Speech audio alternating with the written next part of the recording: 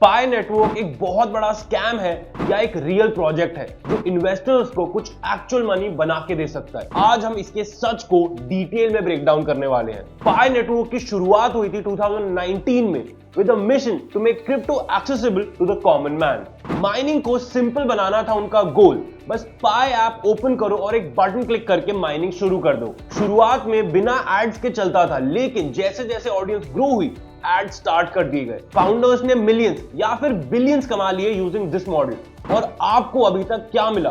कुछ भी नहीं। मेरा ये कहना नहीं है कि मैं पाई के अगेंस्ट हूं, लेकिन मैं आपको अनरियलिस्टिक एक्सपेक्टेशन से वार्न करना चाहता हूं। पाई की सबसे बड़ी पावर है उसके 60 मिलियन यूजर्स की स्ट्रॉन्ग कम्युनिटी।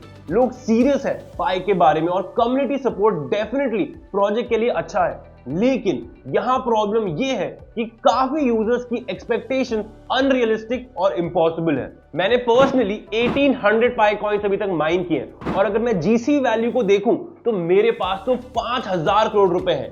लेकिन सोचिए, क्या ये पॉसिबल है? क्या एक पाई से कार खरीदना पॉसिबल है? रियलिटी चेक, ये बहुत ही स्पेकुलेटिव है। अगर आप कॉइन मार्केट कैप पे भी सर्च करते हैं तो वहां पे पाई की प्राइस वैल्यू शो करती है $50।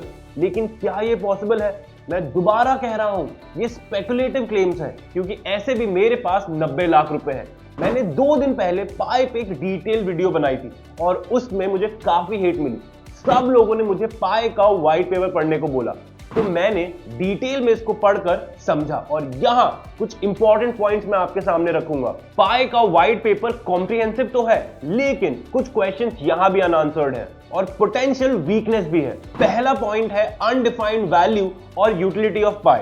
व्हाइट पेपर में पाई की मॉनेटरी वैल्यू या ग्लोबल कंसेंसस वैल्यू जीसीवी का कोई जिक्र नहीं है। पाई की वैल्यू यूटिलिटी और इकोसिस्टम में यूज पर डिपेंड करेगा, ना कि स्पेकुलेटिव ट्रेडिंग पर। दूसरा पॉइंट है over reliance on KYC and risk of delays.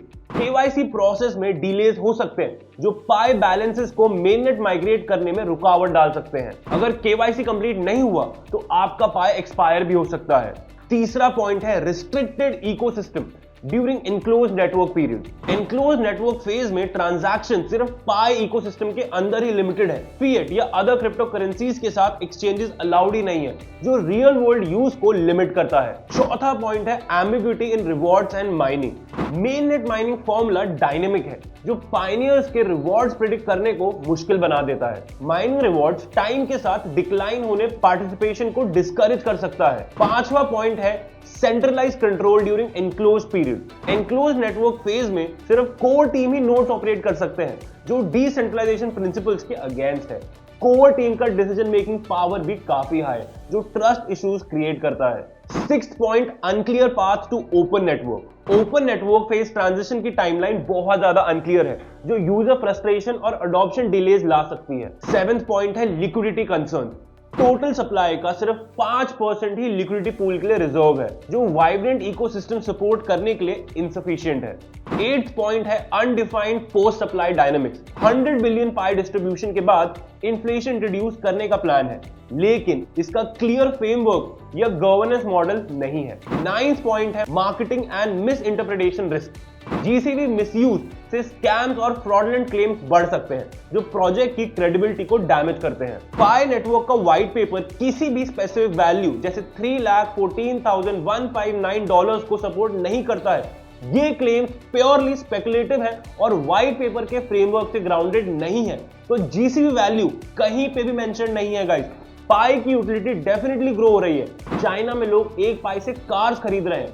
पाई का यूटिलिटी टाइम, अटेंशन, गुड्स और सर्विसेज के एक्सचेंजेस पर बेस्ड है। ब्लॉकचेन टेक्नोलॉजी से पाई नेटवर्क के यूजर्स कॉस्ट रिड्यूस कर सकते हैं और इंटरमीडिएटरीज जैसे बैंक्स और टेक जायंट्स की फीस से बच सकते हैं। लेकिन आपको एक बार सोचना होगा, क्या ये सब पॉसिबल है? अगर पाई की टोटल सप्लाई 100 मिलियन है और सिर्फ 68 मिलियन टोकन सर्कुलेट हो रहे हैं, तो रियलिस्टिकली वैल्यू क्या हो सकती है? $1 की पाई की पॉसिबिलिटी काफी कम लग रही है, लेकिन कम्युनिटी सपोर्ट अगर स्ट्रॉन्ग रहा और अगर लिस्टिंग के टाइम पैनिक सेलिंग नहीं होता है, तो हो सकता है ये कॉइन सस्टेन कर जाए।